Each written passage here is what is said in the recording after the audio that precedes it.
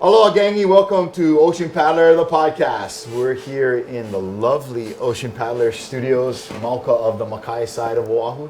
And we're joined with my man, Jason Ignacio, over on the far left there. Aloha. And we have one of Hawaii's favorite Aussies here, none other than Mr. Trav Normus Grant. How you doing, bro? Good. Thanks for coming and hanging out with us.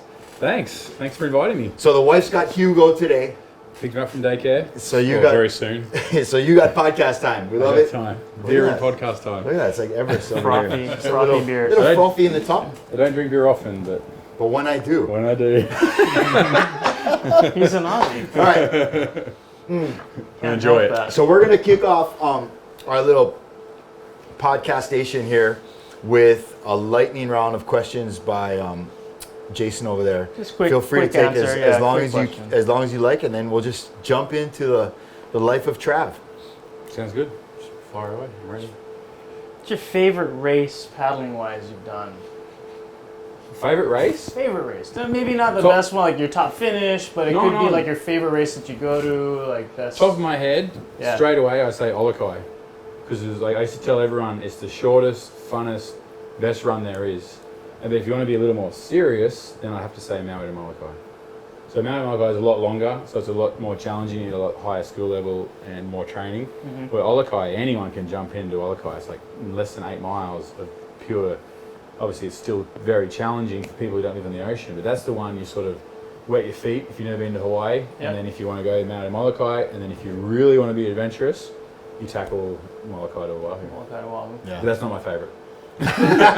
No, you're definitely both of those, especially Olukai is a bucket list race for somebody that's a Oh, paddler. Like it's- you got to do that one. You know, It's, it's the reason you paddle. It's just gorgeous. I mean, everything about it, and it's kind of easy because it's short. yeah. So it's a sort of 2 for 1. Free slippers, free Oh, and jersey. yes. You get And a you're lot on of Maui. prize money for somebody like yourself, and a cool Very cow lucrative. and luau right after. Yeah, then they used to have they used to invite some of us to the staff dinners before and after. Right. So yeah, the whole event was like this is. And then Yeah. the service. And it still is. Service event Yeah. afterwards too, right? Yeah. Everybody. So then you Maui to Molokai is a little more raw because you finish on Molokai and it's kind of the opposite. It's like a desert essentially. Like Yeah. everybody. The best race of my life. Yeah. Or you miss the harbour like I did one year and you paddle 9 miles past. So, I guess we can say How can you that. miss the harbor? We can say that story. We'll get more He won press. the It's coming Honolulu back. finish line. He won missed that. There isn't anything else on the coastline. I know. I know now. I know that now. I lied. There's some abandoned tenterlopes. Oh, okay. I all found right. them abandoned. The water didn't work. I was parched. I was thirsty. Hiked up the cliff. I guess hiked up the cliff. There's a path that I found later. So I had to hike up. I felt like Bear Grylls, looking for water, and I was like, "Are you kidding me?" So I laid on the mattress, looking at Kanakakai. Like, this is beautiful, but damn, I'm thirsty. Yeah. And I was like, "What do I do?" So I guess we covered the Anyway, most I'll get memorable back to that paddling. Memorable could be positive or Okay, negative. go for that. Most memorable. Most memorable, besides Most memorable race. Well, over that's distancing. That's a funny story, that one actually. Most memorable paddle? Yeah. Oh, most memorable paddle actually for me was the first time I paddled Hawaii, New Zealand, Molokai 6-man. I was the youngest. It was all like Andy Penny, Bill Pratt, Raven. Yeah. And I got the phone call, Malik. "Hey, you want to come, Heath Hemmings, you want to come help steer and paddle?" And I was like, "Are you kidding me?" Like, How old were you? I was 22, 23, 'Cause- I believe. I was more than 21. I was living in New Jersey at the time, lifeguarding. So yeah. What? Yeah. New Jersey. Well, I was in Okay. London before that, and then, see, Australians travel a lot. So there's nothing wrong with Australia. Australia's beautiful. Like, and they had some actually, Hamilton Island, there's some super fun races down there. That's where I sort of met Hawaiians and got involved with it.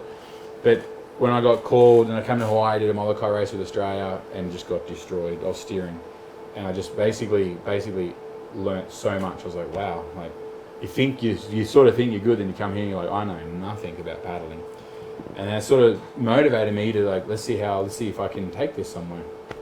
Then I ended up moving to London. And your age, right, 21, travelling. And I got a phone call to come from Bill Pratt and Andy Penny, come paddle Hawaii, New Zealand. We got third that year. Shell won, I think OPT that they were chasing at time second. We got third. And I remember the whole channel like it was. I remember it was the best, most amazing experience of my life. And that's sort of what kick-started me into like really chasing the sort of paddling, was that experience with those super, legends, kind of the sport. They were sort of, I guess, on their way out, and I was the youngest by, I don't know, 10 years. Yeah. No, Bill Pratt's still 29 if you ask him. Yeah, he's done it all. And what were the conditions like that day? It was perfect. It wasn't huge. It wasn't small. Kind of easy. Yeah, I think Shell got the record as well back then. It was like I got to steer half the race. I felt the pressure on that, obviously being young and we're in third. But yeah, that was by far the most memorable. Again, being the Molokai. And then I've had a few Molokai wins, and they've all been memorable. But I guess the first one's always, good experience always even beats a solo victory. I still preferred the team effort back then. I guess when it meant more to me personally, because I got invited by these senior people, then the solo is just on me. I decided to do the solo, and I did well, and I was like, cool, that was cool, high five. But the team, hey, you won solo, high five. The team effort, there's something about it. I guess there's more energy, especially with those guys. Especially when you do so well. They're like, we got third, like, oh, and you just get more high fives. Really, Right. Just one. All right, next question, Jay. How many paddles are in your paddling bag or in your possession? Because you're a quiver. multi-sport paddler, so you've got different. That's a weird question. I think you take it for granted. I mean, you look at all the pro surfers and they've just got surfboards, and you're like, what's the difference? Like, why are there all so many surfboards? Like, you only need one, right? And the same with paddling. Your sponsors. So I'm sponsored by Quick Blade. It gives me really every paddle. It's even a slightly different, just to try, just to use. And so I remember having so many paddles. You end up giving them away sometimes. They like you to give them away because to young kids, not to friends. Or you can sell them. I remember. How many do you got right now? I got 10 stand up and 7 canoe. I use one of each. It's always the same one. You know what I mean? Different heights for different boards. Same with the canoe. 1 man, 6 man different. I got 3 steering blades, and I think I got 4 or 5 paddling blades. The same stand. I've got literally 10 stand up paddles. And then how many boards and other things? I mean, because you have boards, you have canoe. One man is the whole deal. Yeah. So again, they're all expensive, and you get you get spoiled, and you start accumulating boards, and I feel bad. This is just me personally. I never paddled for an income or for money. It was more just for a personal, I guess it was nearly respect or the challenge, personal challenge, or even just to show yourself or show other people how good you can be. I never did it for the prize money. That was just actually a bonus. Same with the equipment. When the equipment comes, use it. And I had a hard time ever selling it because I felt like I didn't actually earn it. I got given it, but that's supposed to be the perks. So just recently I started selling some stuff, and it's some pretty good perks. So what you got? So under the house, yeah. So again, I guess it's the way you look at it. A lot of people will get their board and they sell it and they're trying to make money. And I think you're paddling for the wrong reasons if you're doing that. People try and go, oh, I'm good enough, I should get a canoe. Be like, I feel like you should prove yourself first, and then the canoe will come. You got to find a way to, because that's the motivated paddler. People expect stuff, they're never going to do well because they're not going to work hard enough for it. It's like buying. My dad would never buy me anything for business, so I had to work for it. And I was thinking it was a good lesson. I'm like, oh, why can't you? And he's just like, no, because you don't respect it then. So obviously either you can get help from people, but if you're given something, you don't respect it as much. So again, I just learned that the hard way. Now you get given stuff, and I'm still the old mentality, but I've got 20 boards under the house. Seriously, it's a. Thanks for practicing, not just like splitting out. I have 20 boards. Yeah, 20 boards. Now foiling, trying to foil more. They're a lot smaller. Right. Basically, offcuts of foam. They've put fiberglass on, and it's kind of that's becoming fun. That's becoming a new challenge. Right, like the last time I saw you in the water, we were foiling. You were on a stand-up, and I was on the prone. But that's right. And that was last year sometime. Yeah. That's probably trying not to kill each other. Have you been doing downwind stuff on the foil? Not good enough. I tried. So now you get a real idea of how good somebody like Kailani or these guys are when that's a joke how good he is. Travis, who is you've won the stand-up Molokai. I've got good balance. I'm not heavy. I feel like and I can't do it. The skill level is just is he makes it. It's just insane. It is Yeah. seriously. And that's the insane. problem with Kai Lenny. Yeah. And I have this love-hate relationship with that guy. I love him because he does all these amazing things, and then you hate him because you realize Yeah. for 99.999% of humans, that's just not possible. It was actually. And he makes it look easy. Yeah, he's just like, oh yeah, it's Yeah. great. You got to get out there and do it. Yeah, There's yeah, no yeah. way. And then so I did. So when he furred the first Molokai, he started falling. Right. And I was like, that's incredible. He said, come try it. And I was like, oh, that's really nice. It must be easy. Oh, this is fun. We did a straight Yeah, no, it's run. not at It's all. like having a longboard. I It's couldn't even cool. get the thing falling. It was on his original, like, so he Yeah. was here, and then we all get to his level, and he's up here already. And so he just keeps, he's like 10 steps ahead of everyone. So he shows how to do it.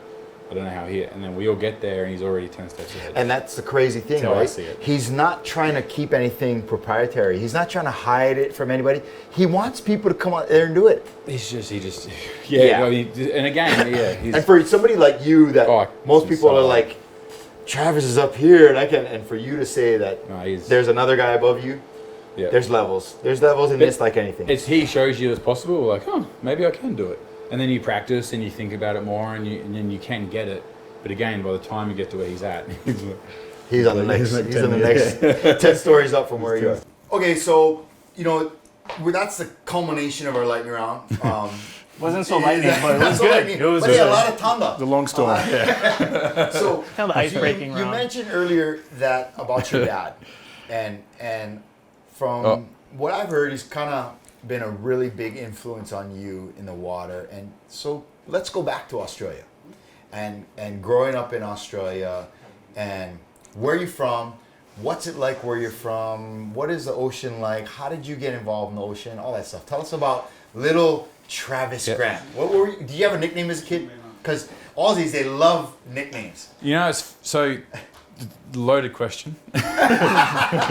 Good.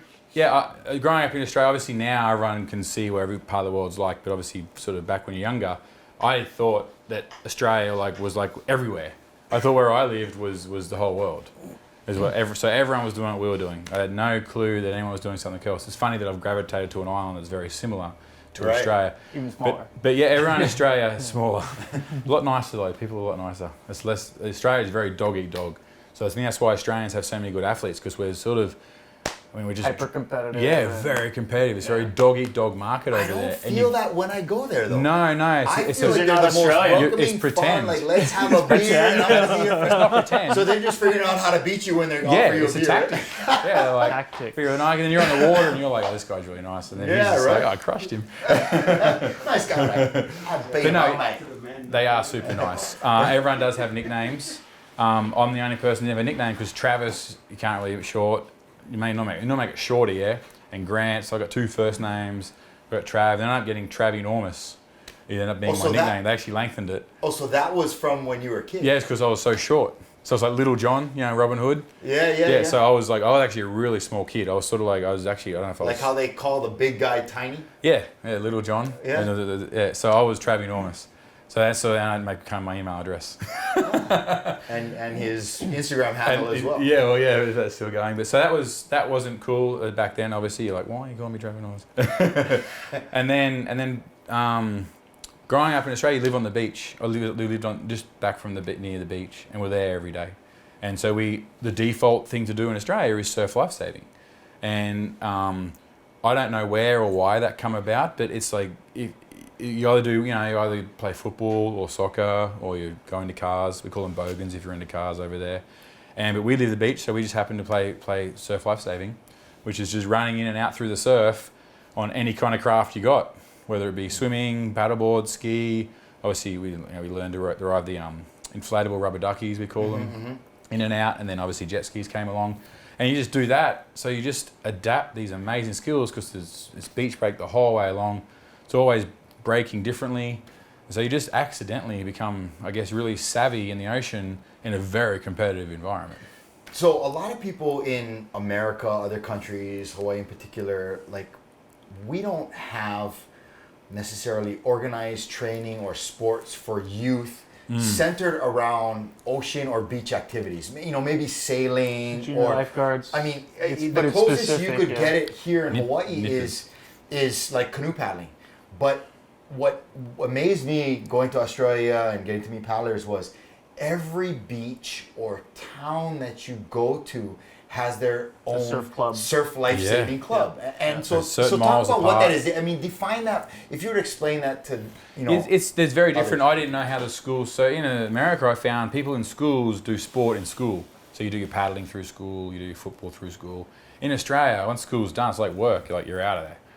And you have nothing to do with it. Really? Yeah. You There's no A+ program? There's nothing to. You have sport in school, but it's a whole separate thing. And then once 3:30 arrives, or 3 o'clock. You're out of school, and then you go play your other sport with a whole different organisation. There's no school sports. We have school sports, and so we would play soccer in the afternoons, and every Sunday at 9 o'clock, or we'd go down at 7 because my dad used to run the program. You're on the beach every Sunday, and you're doing whatever the adults telling you. If you're under 12, 13, 14, 15, 16, actually under 7s, I think was the youngest. And it's just what we did. So I didn't know any better. I thought everyone did this. And then after that, we used to go to the swimming pool and do laps, just because. I mean, if the beach kind of gets cold or windy, the winds come up when the land starts to heat up. We get onshore winds, but in the morning it's normally quite calm. Obviously, Australia is like a desert in the middle, so it's always calm in the morning, and then we get onshore breezes, which makes sort of rough surf. We very rarely we don't have a trade wind as such. And then you swim in the pool, then you go home and you do housework, and that was sort of what your Sunday was every Sunday. So there's this like competitive, structured environment down there, and it's no wonder why there's so many good surf skiers, surfers, paddlers, whatever, that come out of it. And a lot of people don't realize that the introduction of canoe paddling has been there for a while, but it's still It's not hard quite to on the level. supersede. Yeah, it's a snowball effect. Like all your friends, we go to the beach on Sunday, so all your other friends want to join, and some of them are terrible swimmers, but there's beach flags, there's sprints, it's just playing. Something for everybody. It's basically school at the ocean, but Yeah. it's volunteers. It's a fantastic. I didn't realize how good it was. And then you do come to other places and they don't have it. There's no one wants to run it, and then if they do run it, it's such a niche thing where just down here was another club, just down here was another club, and then you start competing against them, and it just became this competitive, fun thing. Then some people take it really competitive and serious. Other people just always stay fun, and it has something for both. And so is canoe paddling in a sense. Yeah. So your dad ran or was a coach at the club. Yep. In your town. Yep. In your little town. Still is. Still is. Yep. And so I mean, and it's like literally, it's like Aaron Napoleon, right? I mean, or any of these guys where you grow up and your dad is the coach and he's the guy, and you're immersed in it on a level that other kids are not. And so what is that? I mean, it's like, hey, wake up, it's Sunday at 5:30 a.m. We're going to the beach. It wasn't even he just did it. It was like school. It was just Here we go. It wasn't even like it was like church. You just go. But it's not like how we might do it here, where hey, let's go down to the beach, pitch a tent, kids can play in the water. Yeah, it's structured. very regimented. Yeah. We had to wear caps so you can see them in the water, and you line up under your age groups, and then like it was not military at all, but it was like school. It was regiment. You line up in your age group. And then this group does this group does this, and you obviously play with your group. And then when you finish, you eat sausage on bread, and run around the club as what kids should do. Yeah. So it was regimented, but you didn't realize it didn't feel like we were like in the other school. thing that was great about it is, regardless of your social standing or what kind of finances your family had, the club provides all the equipment. Yep. I mean, there's boards, there's swim cap, everything is sponsored and taken care of, and it's you don't need much. No, you actually don't. You just need the volunteers, the people, and the rest happens. But again, you realize how easy it was to do on our beach, because that's what we have. Like, what else are you sort of going to do in Australia? You're either going to surf, or you're sort of going to do that. There wasn't that much more to do. What else you guys do besides the competitions? Do you learn more about like the culture of your club? Do you learn the history, like heroes from your? Yeah, obviously, like kind of like outrigging. I mean, you look up to the guy. Trevor Hendy was one of them. So some of the people, they did have this Uncle Toby series, which I'm sure nearly everyone's heard of. And they still have a professional Ironman series. And you do look up to these guys because they just do everything you're doing but better. But since you're doing it, you're attracted to what they're doing. I mean, it's the same with, it is such a very niche sport. I mean, if you don't swim or paddle, you have no clue what Australia's doing. But if you're into swimming and paddleboarding and ski paddling, these guys happen to be the best in the world, and you sort of, I guess you appreciate the best guys in the world because you can do it. Like, I can play golf, I can ride a bike, But like, I really appreciate when I watch someone like Tiger Woods or the Tour de France. It's just like, that's just like the pinnacle of what we can all do, but just at a whole next level. And you have your local hero. And you do have local heroes. Yeah. You do. And they're just regular guys, just like you are, but you just appreciate what they've done. And then as they get older, you can learn from them. And you can ask them questions, or the best way to learn is they're at the local club doing the same thing you're doing. So you can just participate with them. And it's I think that's also why Australia became so competitive, because if you're with competitive people, you just become competitive. If you're with people that are really good at paddleboarding, you just become a really good paddler. Like if everyone's running in Kenya, you just, I guess I got to run.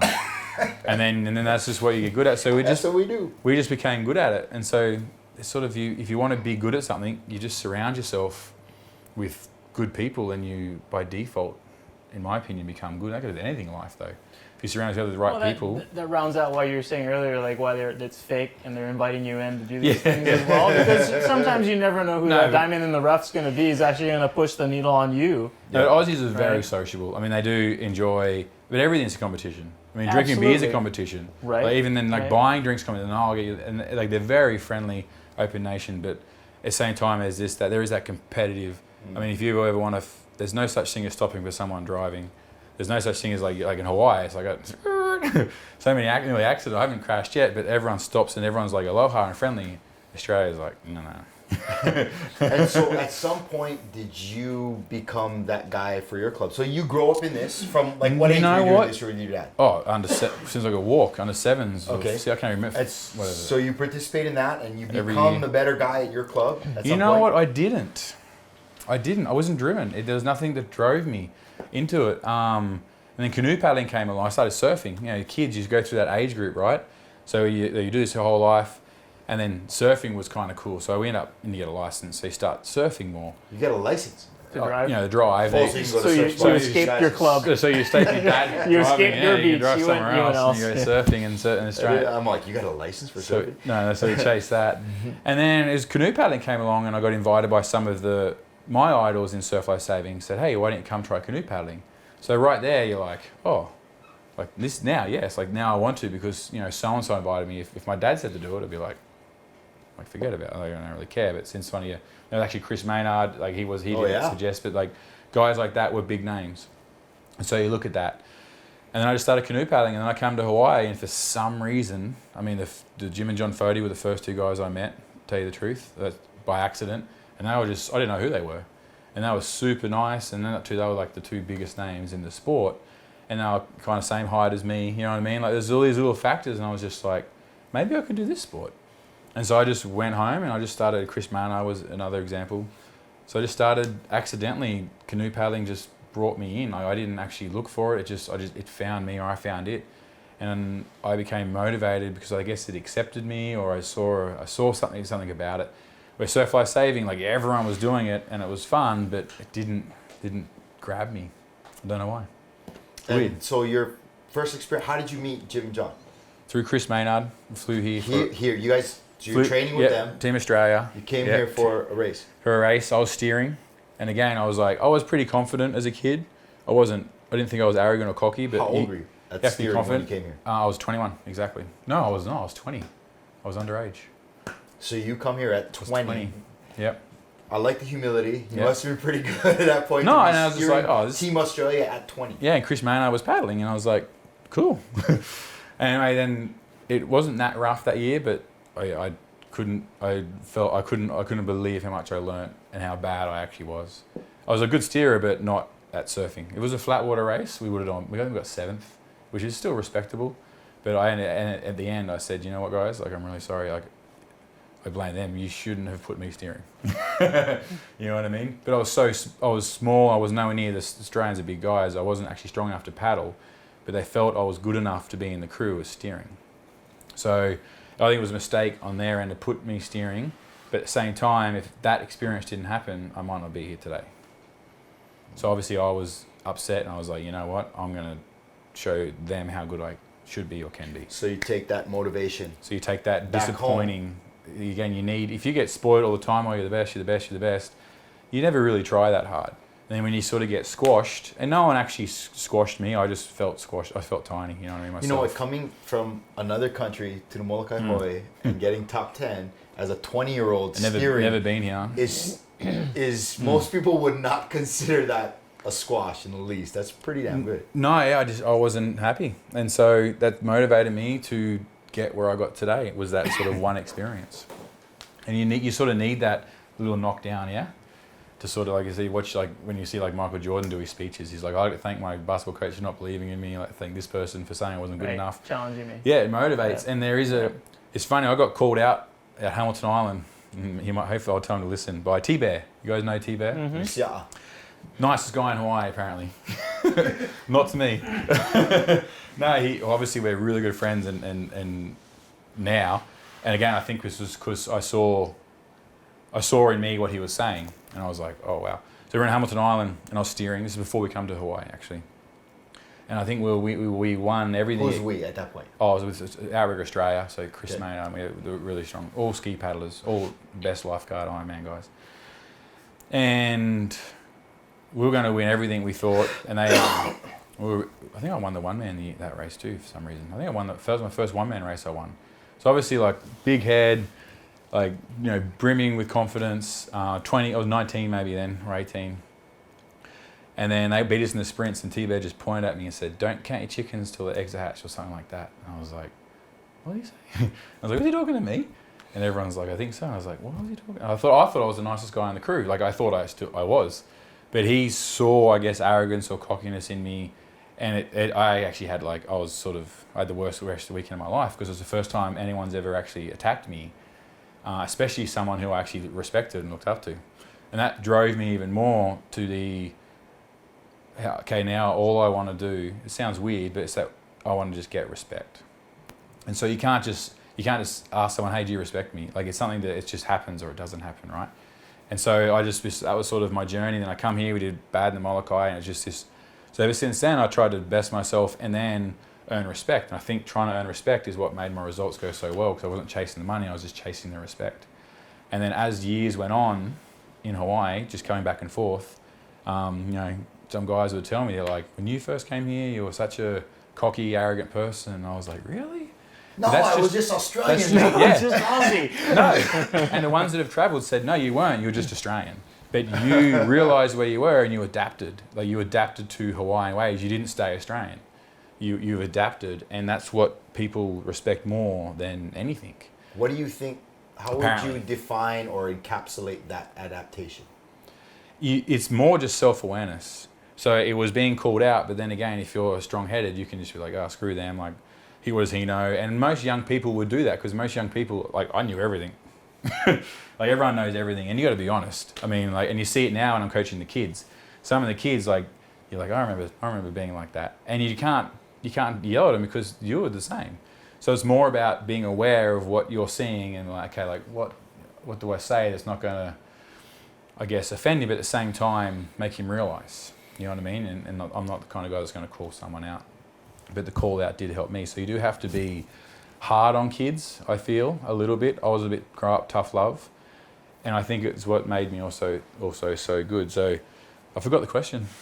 What was it, if you could talk about or explain that transition? You talked about it was a realisation. Kind of the process for you, and kind of going through guess how you get respect. Because I guess we see living in another place, but I've never lived, for instance, the reverse of what you did. I've never gone and lived in Australia. And you don't realise what, let's say, I mean, Californians are the same. I mean, they come here, and then, like, when I see an Australian or California come here for the first time, I'm like, oh, wow, like, you're going to get your head bashed in any second, you know? And I didn't see it back then, because I was one of them, and you're just being you. But people who have travelled, again, so if someone's got a problem with someone, they've never been to that country, well then, like, South Africans are very rude. But they're not. They're just South African. So if you go to South Africa, you'll think everyone's rude. But then you'll learn, and then when you see them over here, you just like... So again, so if people call people out, I'm like, clearly you haven't travelled and you haven't adapted to their language, and vice versa. And people come here, if they don't adapt, then, I mean, it's kind of bad on them. But as you grow... So it was just basically, accidentally, I was aware of... It got called out. I was aware, and I tried hard. I don't know how. and just was more sociable, more friendly. And then all of a sudden, I guess I accidentally adapted. And it wasn't like one day Manny drunk was like, you changed your ways, and like that's admirable. And the sort of that was like, wow, like I didn't know I did, but like it's kind of really cool, and it made me just open my eyes more when I see tourists coming. I was like, oh wow. Did you appreciate it when they said it, or were you able to see it in yourself? No, see, I didn't think I changed. To this day, you don't think? Oh no, I definitely changed, but you don't. There's not like you wake up in the morning and go, I've definitely changed on that. I'm a different Yeah, guy. it doesn't I did work it. that way. I get it. It's I'm all here. it's all just it's just a slow. It's like paddling. You slowly get good. You slowly get. And who's to say it's a change for the better? Oh, I think absolutely. Why? I mean, because when I see Australians now, I was just like, wow, like they are rude or they're harsh. Also, but they're funny as well. Like there's a lot of things I miss. I miss the humor and I miss a lot of things. No, I think I should. Luckily for me, the best thing about sport is I've been to travel around Europe, America, and you get to meet a lot of cultures and people, and you do get to see how they communicate, I guess. And sometimes it's harsh, sometimes it's funny, sometimes you have no clue what's going on, but you learn. And so basically now I just try and adapt to whatever room I'm in. You know what I mean? So if you go hang out on the west side, I'll be a little bit different because there's no point in being a preppy, I don't know, you may as well try and adapt to them and sort of just nearly not talk their language, but talk their lingo, and you fit in better. So it's all about fitting in. So I guess I've learned to adapt and fit in, I guess, by accident. So that's what I sort of try and do every time. And same when now we're in business, you're trying to read the client and adapt to them because it makes them feel more welcoming. So you're trying to make who you're talking to feel more welcome. And no one's ever taught me to do that. It just, like I said, you have one experience and it changes your whole mindset. So forever, I'm always trying to adapt who I talk to. Survival instinct. I guess. All right. It's fun though. It is fun. It's kind of fun. It is fun. Yeah. It's a challenge of like, hey, we'll be right back with more from Trav Normis on adapting to this life. Adapting to the life of an international paddler and man of mystery. Superstar. We'll be right back on Ocean Paddler, the podcast.